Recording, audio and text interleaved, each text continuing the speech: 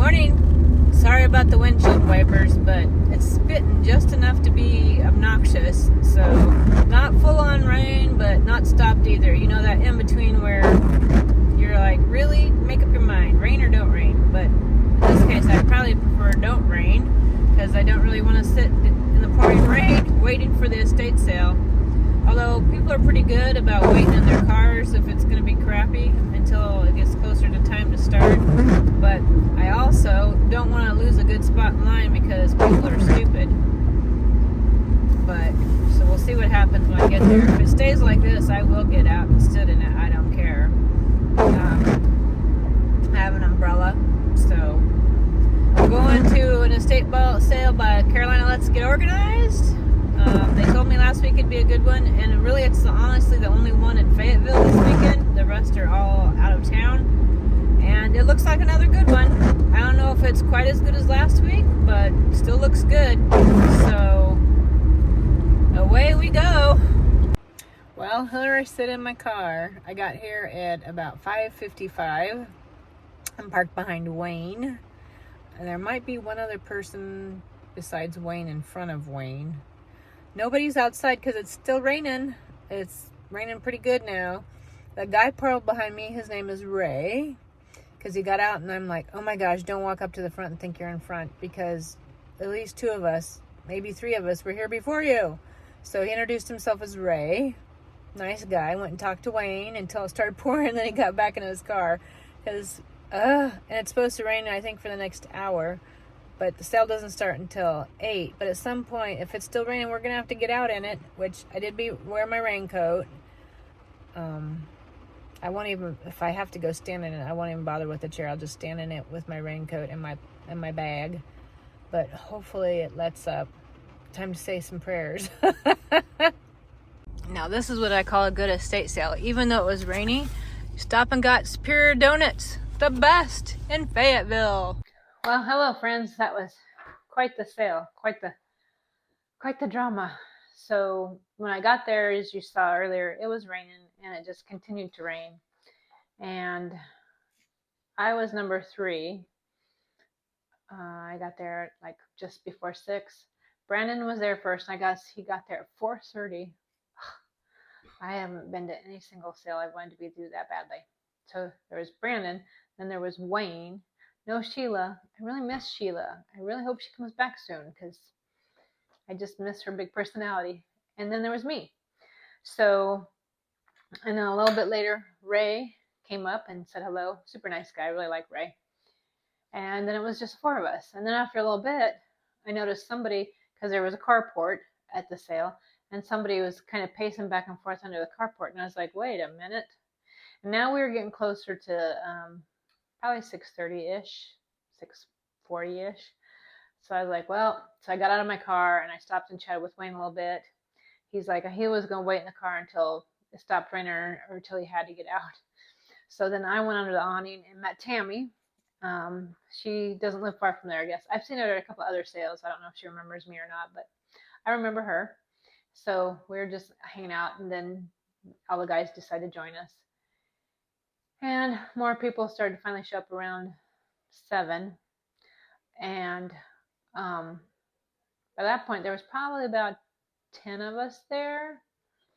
And we saw a security truck, tribal security company, guy, girl, drive up the street, drive past the cars. And I was parked on the side the house was on, and because I was right behind Wayne. And Brandon was in front of the house.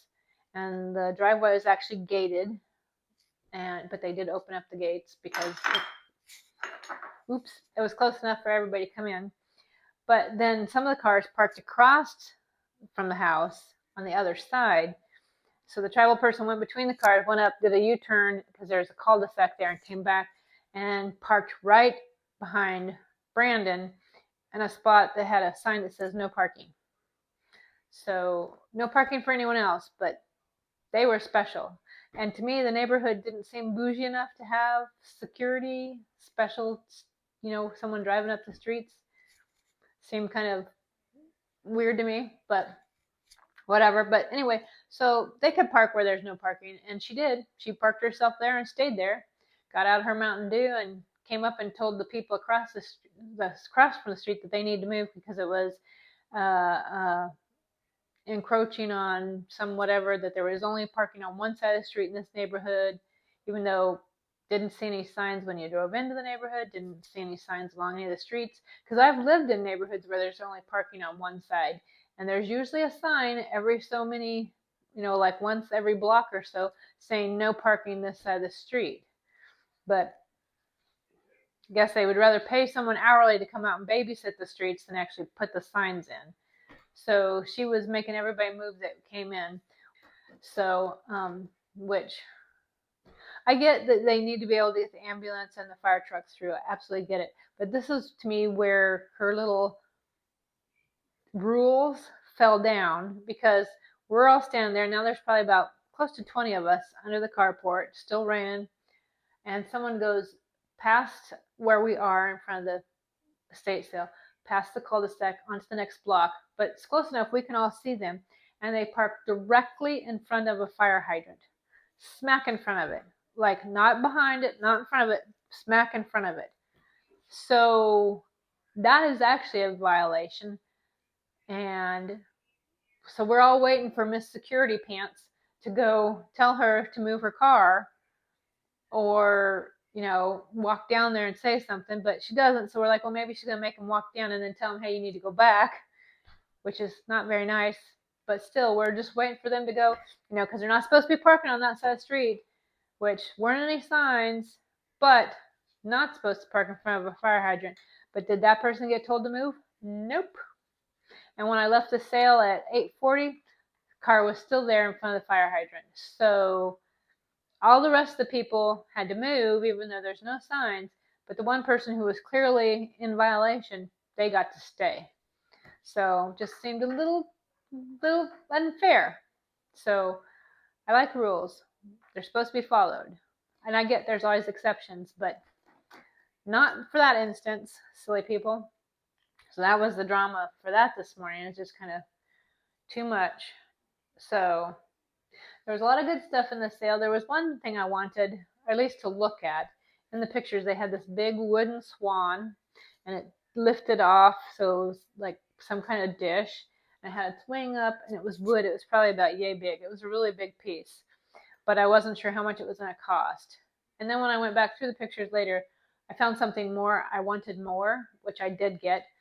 But when I happened to go into the room where the swan was, Brandon actually had a hold of the swan and was looking at it, and he did end up buying it. And it's funny because when I was getting ready to check out, he was still in the house looking with his flashlight. Got to look and see everything. Didn't want to miss anything, which I thought it was a little bit dim in the house, but a flashlight? Okay. Never thought of bringing one, but might have to start putting one in my purse, because it could have been handy, because the house was kind of dim in the corners. But at the same time, it made me kind of laugh. So anyhow, he was still in the house shopping, so his box was up front with all the things he did want to get, including the swan. And I saw a sticker on it. It was $100. So even if I'd gotten to it before him, I still would have passed on it, because that's too rich for my blood. Too rich. Yeah.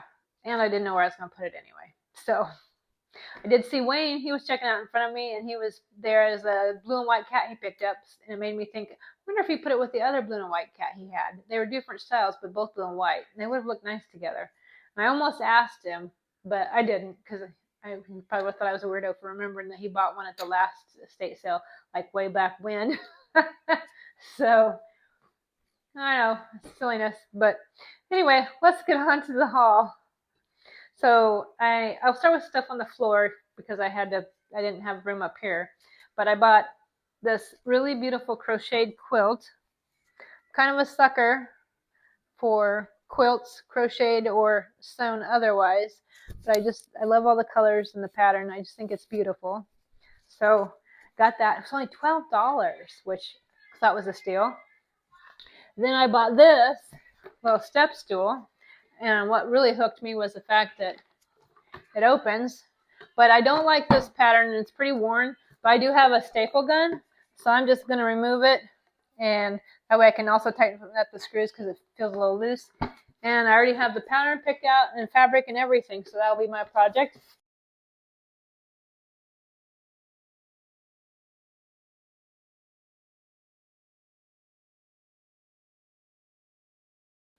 But $6 I thought was worth it. Then my husband's probably going to think I'm nuts, but I saw this little hand-sewn doll. It reminds me of Little Women or Little House on the Prairie. I just thought she was kind of sweet. So, no, I'm not going to start collecting dolls, especially the porcelain ones. Those creep me out. But there's something sweet about her, so I did like her. Then I found this beautiful vintage tablecloth. And I thought it's going to be great for Thanksgiving with the cornucopia and all the fruits on it and the colors. So pretty excited about that. I'm going to need to wash it just to make sure it's good and clean, but love that. Then I bought this for the shop. It's marked Made in Taiwan. These always go really well in the shop. People like the pie plates. I used to collect them and then I moved on to other things. So it is a nice one. It's a little bit different. I haven't seen one quite like this one. Then I got some utensils that I'm going to put in the shop. There's this one for spaghetti. And look at the detailing on it. So beautiful. It's really nice and heavy. And then this is another one. I think it's for like pâté fours. But I'm going to put that in the shop. Isn't it pretty? Then the one thing I did want, and I did get, hopefully this will show, it's the market house here in Fayetteville. We already cleared a spot for it, so I'm going to clean it up and put it in its new home. Yeah, I'm glad I went back to the pictures because I did not see it the first time I looked at the pictures. And I would have been really sad if I had realized it later that I missed it. And then there's these cute little salt and peppers. They don't have the corks, and they are marked Japan. But I thought they're pretty sweet if somebody wanted to put them in their kitchen. Pretty cute. And then I got these salt and peppers too. Also marked Japan. Sorry, no stoppers. But I thought those are pretty cute, the little ducks. So those are going in my shop. And then I got this decoy. I don't know if it's hand painted. It doesn't have any marks on it, but I thought he was really pretty. So he's going to go in my shop. Then I got some milk glass. Aunt Penny was kind enough to send me some milk glass vases, and I don't think these are like the ones I have. And I have some ideas for them for Christmas, so I have those. And then I got this vase. I just love the pattern on it and the size. I think I'm going to save this one for spring, though. Maybe Easter time or maybe Valentine's. I don't know, but I love the pattern on it. I think it's just absolutely gorgeous. The details always get me. Just love the details. Speaking of details, I found this beautiful little angel, and she is musical. It does look like her wing's been broken, re-glued, so that's kind of sad. But she is pretty sweet, and her music plays really well. I can't remember what she plays, but I did play her for a bit. So she's cute. And then I found myself another really pretty bauble to put on my tree. I think she's quite lovely. I got some more picture frames. Always like my vintage picture frames. Whoops. So those are always a good find. And I got this to put in my shop, this brass cat. So if anyone's interested in a brass kitty, it's nice and heavy. It's marked Made in Korea. I love the face. It has such great expression. Then I found myself another cake server. I just look at the intricate detailing. And I love the cake servers. There's something about them. Then I bought these. This one's going in my shop. So if you're like roosters, it's a nice little size to put somewhere in your kitchen. And then this one I decided to keep for myself. I'll probably put it maybe on this wall. Kind of like it right there.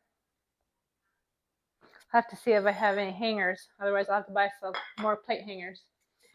Then this is a salt and pepper, but it's missing its mate. But I don't care because I love silver plate. I love the pewter. and the shape and the detail. I love it. I'll give it a home. And then this is going in my shop, but what an interesting flower frog to put the flowers here, and then also holds candles. And there's some beautiful detailing here on the feet, and the fact that it has little feet down here to set up on. I think it's really unique, and it's marked made in China. So that's pretty cool. And then the last thing I got, I can get a hold of it, is turkey, salt, and peppers. So I'll be using those in my Thanksgiving decor. Love it. So that's my haul. I'm trying to think if there'll be probably not really much of a decorate with me today because I've got so much going on here. But I think I will share the little footstool makeover. But let's have a verse. So today's prayer, a sweet friendship refreshes the soul. Proverbs 27:9. And isn't that the truth? Because that's how I feel about all of you. When you comment and like my videos and make comments about what you watch, and these are the things that you enjoy collecting, or the things to share about your life of what's going on and what you're doing, or if you tell me something I don't know about, a thing that I've found that, oh, this is a such and such and it was made in such and such, and you share that knowledge with me, that for me is a sweet friendship. And every time I read your comments after videos, it refreshes my soul. And I so appreciate that. And I so appreciate each of you. And you watching my videos and sharing a bit of your life and time with me, it means a lot to me. And your friendship means even more. And to me, that's my favorite part of doing the channel, is not even just showing everything, but being able to talk with you guys when you reply, and we can talk back and forth and share some things. So I think that's amazing. And other YouTube channels that I love, like My Little Vintage Home with Becky, Towards a Simple Life with Roseanne, Little Cahaba Junkin with Kayla, or Tashi's Thrifty Tashi, and My Blessed Nest with Carol. Oh my goodness. The Bumblebee Farmhouse with Angie. There's just so many I just love. There's new ones I've been watching. One with, I don't remember what her channel's called, but her name's Danielle. And then there's one with Abby and Steven, and Amy with Simply Our Home. I mean, there's so many channels out there, and I love them, and they've been so sweet and so kind to be friends with me. And I love that, all of you are friends too. So it's just a wonderful community, and I really appreciate it, and thank you. So just remember, your sweet friendship refreshes my soul, and I hope my friendship can refresh yours. So bye for now.